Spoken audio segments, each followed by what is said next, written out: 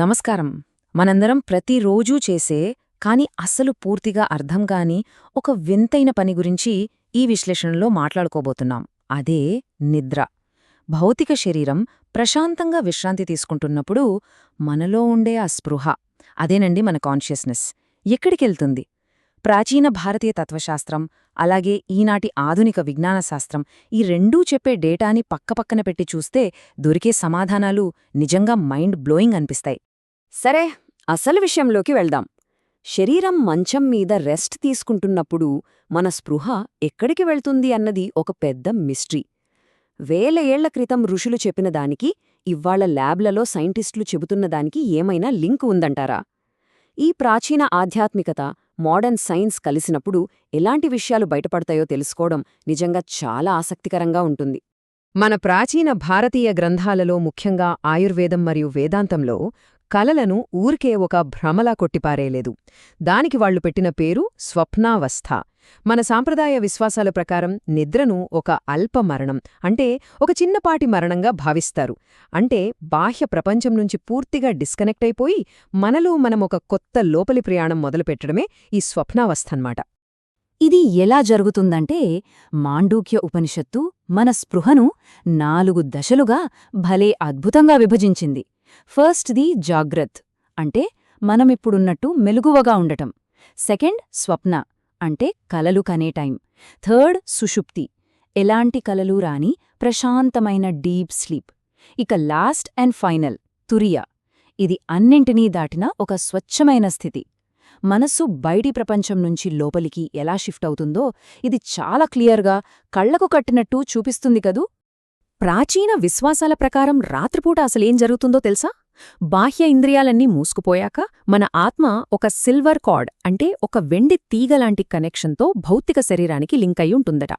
అలా ఉంటూనే అది మన సూక్ష్మ శరీరంలోకి వెళ్లి తీరని కోరికల ఆధారంగా కొత్త ప్రపంచాలను సృష్టించుకుంటుంది. అంతేకాదు, గత జన్మల జ్ఞాపకాలను కూడా చూసి తిరిగి ఉదయమయ్యేసరికి ఆ వెండి తీగ ద్వారా మళ్లీ బాడీలోకి వస్తుందని నమ్ముతారు. కానీ ఇక్కడే ఒక చిన్న గ్లిచ్ ఉంది. అదే స్లీప్ పారాలిసిస్. దీన్నే మనం నిద్రాపక్షవాతం అంటాం. సడన్గా మెలకు వస్తుంది, కాని చెయ్యి కూడా కదపలేం. దీనిని డాక్టర్లేమంటారంటే ఆర్ఈఎం, నిద్రలో కండరాలు లాక్ అయిపోయి బ్రెయిన్ వేకప్ సిస్టంలో వచ్చే చిన్న ఎర్రర్ అంటారు. దీనివల్లే భయంకరమైన భ్రాంతులు కనిపిస్తాయి అంటారు.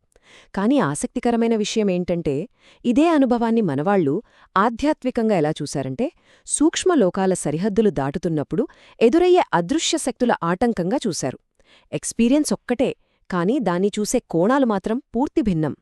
సరే, ఇదంతా థియరీ అనుకుందాం. మరి ప్రాక్టికల్గా జనాలేమనుకుంటున్నారు? కరెక్ట్గా దీనిమీద 2025లో international journal of Indian psychology వాళ్ళు ఒక ఇంట్రెస్టింగ్ స్టడీ చేశారు. కలల గురించి మనమేమనుకుంటున్నాం, దాని ప్రభావం ఈ స్లీప్ పారాలిసిస్ మీద ఎలా పడుతోంది అనేది ఈ రీసెర్చ్ వాళ్ల మెయిన్ ఫోకస్. ఈ సర్వేలో కలలకు ఏమైనా ఆధ్యాత్మిక అర్థం ఉందా అని అడిగినప్పుడు వచ్చిన రిజల్ట్స్ చూస్తే ఆశ్చర్యపోతాం. దాదాపు 37.8% మంది లేదండి అన్నారు. కాని మిగతా వాళ్లలో 32.2% మంది ఖచ్చితంగా ఏదో అర్థం ఉంటుంది అని నమ్మితే, ఒక 30% మంది ఏమో బహుశా ఉండొచ్చు అని చెప్పారు. అంటే చూడండి, ఈరోజు మనకున్న ఈ మోడర్న్ నంబర్స్ కూడా మన నరనరాల్లో జీర్ణించుకుపోయిన ప్రాచీన తత్వశాస్త్రం యొక్క ప్రభావాన్ని ఎంత స్పష్టంగా చూపిస్తున్నాయో. ఈ అధ్యయనంలో సుమారు 270 మంది దాకా పార్టిసిపేట్ చేశారు. ఈ డేటాలో బయటపడిన ఒక క్రేజీ ఫ్యాక్ట్ ఏంటంటే, ఎవరైతే ఆధ్యాత్మికతను బలంగా నమ్ముతారో, దేన్నైనా చాలా డీప్గా అబ్జర్వ్ చేస్తారో వాళ్లకే నిద్రలో ఇలాంటి అనుభవాలు చాలా ఇంటెన్స్గా వస్తున్నాయట. సో ఇక్కడ అసలు పాయింట్ ఏంటంటే, ఒక వ్యక్తికి ఈ స్లీప్ పారాలిసిస్ అనేది ఎన్నిసార్లు వస్తుందనేది వాళ్ళ ఆలోచనా విధానం మీదే డిపెండ్ అయ్యుంటుందని ఈ రిగ్రెషన్ అనాలిసిస్ కన్ఫర్మ్ చేసింది. మనం రోజూ ఏమనుకుంటాం, మన మూఢనమ్మకాలేంటి, మన ఆధ్యాత్మిక దృక్పథం ఎలా ఉంది, ఇవన్నీ కలిసే రాత్రిపూట ఆ ఎక్స్పీరియన్స్ యొక్క ఫ్రీక్వెన్సీని డిసైడ్ చేస్తున్నాయని అర్థమవుతుంది.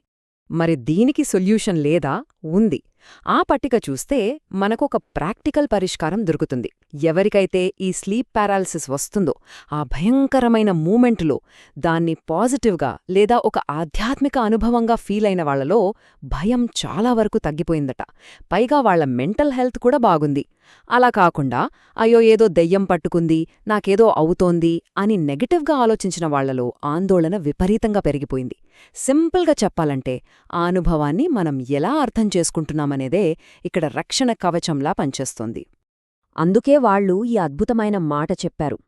కలలకు మనమొక నిర్దిష్టమైన అర్థమివ్వడమనేది మన నిద్ర క్వాలిటీని, అలాగే మన ఎమోషనల్ వెల్బీయింగ్ని నేరుగా ప్రభావితం చేస్తుంది అని.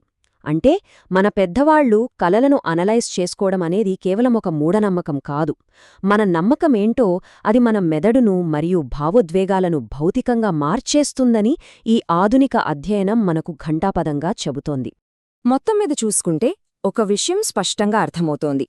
ఆయుర్వేదంలో వాత, పిత్త, కఫదోషాల కోణంలో చూసినా, లేదా ఈ రోజుల్లో డాక్టర్లు చేసే క్లినికల్ థెరపీ కోణంలో విశ్లేషించినా, మనిషి తన భయాన్ని జయించడానికి అర్థాన్ని వెతకడం అనే పద్ధతినే వాడుతున్నాడు.